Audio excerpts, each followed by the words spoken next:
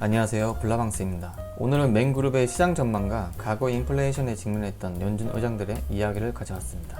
맹그룹은 런던 거래소에 상장된 액티브 헤지펀드로 2022년 3월 기준으로 AUM 1,500억 달러에 달하는 글로벌 헤지펀드입니다.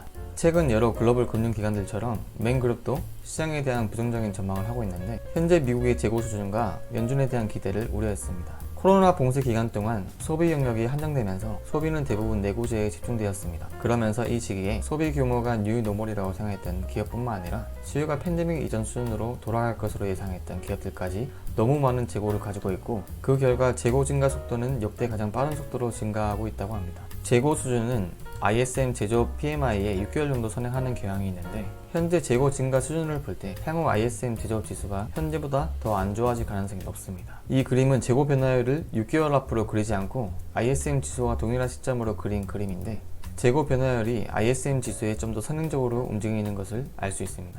또 ISM 지수 변화에 따라 기업의 이익이 후행적으로 나타나는데, 종합해보면 재고가 크게 쌓이면 6개월 후 ISM 제조업 지수가 크게 하락하게 되고, 그 후 8개월 뒤 기업 이익이 크게 나빠질 수 있다는 얘기로 해석할 수 있습니다. 이런 사항은 현재 주식 매니저들에게 굉장히 불편한 사실이고, 높은 수준의 재고가 지속된다면 연말이나 내년 초쯤이면 심각한 경기 침체를 직면할 수 있을 것으로 전망했습니다. 맹그룹은 연준의 피복 가능성에 대해서도 부정적인 전망을 내놨습니다. 현재 시장은 3개월 전과 프라이싱이 다른데, 스워프 금리가 3.25%까지 오른 후 23년 초부터 하락하기 시작해 거의 2%까지 하락할 것으로 전망하고 있습니다. 3개월 전보다 더 많은 금리 인하를 예상하고 있는 상황이지만 2%보다 높게 유지되는 것은 미국 경제가 연착륙할 것이라는 기대가 큰 상황이라고 볼 수 있습니다. 앞으로 재고 상황에 대한 부분을 감안할 때 수요가 실적을 견인할 만큼 충분히 나올지에 대해서는 회의적으로 보이고, 좀 더 완화적인 통화 정책이 나올 것으로 전망하는 것이 타당한 생각일 수도 있습니다. 그러나 맹그룹은 최신 년대를 돌아보면 연준이 쉽게 통화 완화 정책으로 선회하기는 어려울 것으로 보고 있습니다. 최신 년대 연준의 통화 정책 실패로 인플레이션은 15%까지 상승하게 됐고, 기준금리는 22%까지 상승시키게 되었습니다.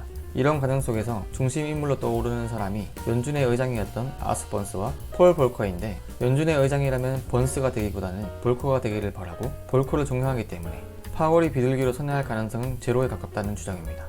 이 얘기를 이해하려면 70년대에 어떤 역사가 있었는지 알아야 됩니다.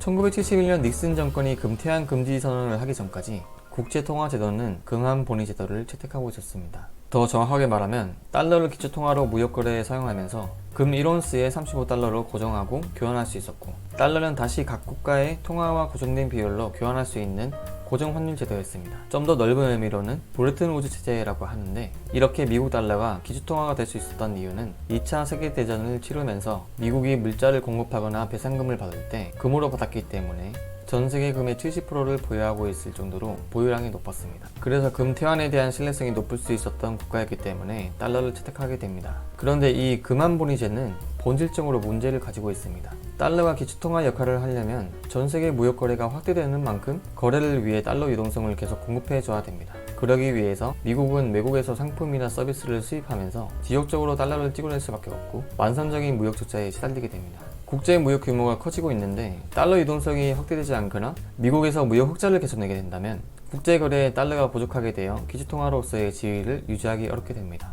그런데 달러 유동성이 계속 확대되면 유통되는 달러의 양이 미국이 보유한 금의 양보다 많아지게 되기 때문에 실제 달러 가치는 낮아져야 되지만, 금환본위제에서 달러의 교환 비율은 고정되어 있기 때문에 과대평가되게 됩니다. 변동 환율 제도 하에서 특정 국가가 무역 수지 적자를 일으키면 해당 국가의 통화 가치는 낮아지고, 통화 가치의 하락은 수출에서 가격 경쟁력을 높이는 데 역할을 하기 때문에 다시 수출이 늘어나면서 무역 수지 균형을 찾게 됩니다.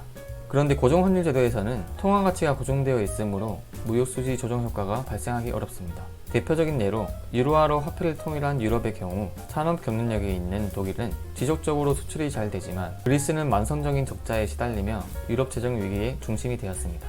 그리고 미국은 그 당시 베트남 전쟁을 치르고 있었기 때문에 재정 지출이 컸었고, 과도한 달러 발행으로 달러 가치 하락 우려가 커지면서 많은 국가들이 보유한 달러를 금으로 바꿔줄 것을 요청하면서 그만큼의 금을 보유하고 있지 않았던 미국은 결국 금 태환 정지를 선언하게 됩니다. 금 태환 정지 선언 이후 달러 가치는 급락하게 되면서 미국 내 수입 물가는 폭등하고, 오펙은 원유 가격을 인상하는 등 인플레이션 기대의 기초를 마련하게 됩니다. 1971년 8월 닉슨 선언 당시 미국의 실업률은 6.1%였는데 닉슨은 물가가 높아질 수 있는 상황에서도 대통령 재선을 위해서 번스에게 경기 부양을 위한 완화적 통화 정책을 요구하며 압박했습니다. 번스는 대통령의 뜻에 따라 금리를 낮췄고 이후에 조금씩 금리 인상을 하기는 했지만 닉슨이 재선에 성공한 1973년이 되어서야 본격적으로 긴축 정책을 강화하기 시작했습니다. 그런데 물가는 잡히지 않고 계속 상승했고 1973년 10월에는 중동 정쟁으로 오일 쇼크까지 겹치면서 물가는 더 고공행진하기 시작했습니다. 그런데 오일 쇼크로 물가가 치솟는 와중에 번스 회장은 다시 또 닉슨 대통령의 요구에 따라 금리를 인하합니다. 그때 번스가 명분으로 내세운 게 근원 물가 지수입니다. 석유와 곡물 가격은 통화정책과 관련이 없기 때문에 물가지수에서 배제하게 했고 이 지수를 근거로 금리 인하를 단행하게 됩니다. 결과는 보는 것처럼 물가를 더 부추겼고 경제는 침체기에 빠지면서 실업률이 증가하는 스태그플레이션을 유발하게 되었습니다.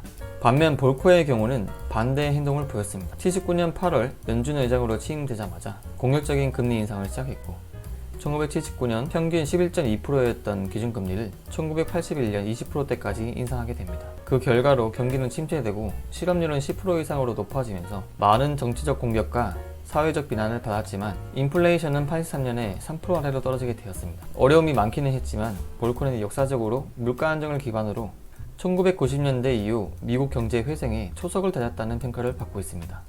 그래서 결론적으로 맨그룹의 얘기는 파월은 당장 경기 침체를 유발하고 고통스러울 수 있지만 역사에서 아서 번스로 기록되고 싶지는 않을 것이기 때문에 통화 긴축 정책을 쉽게 포기하지 않을 가능성이 높다는 주장이었습니다. 오늘 이야기는 여기까지입니다. 다음 시간에 뵙겠습니다.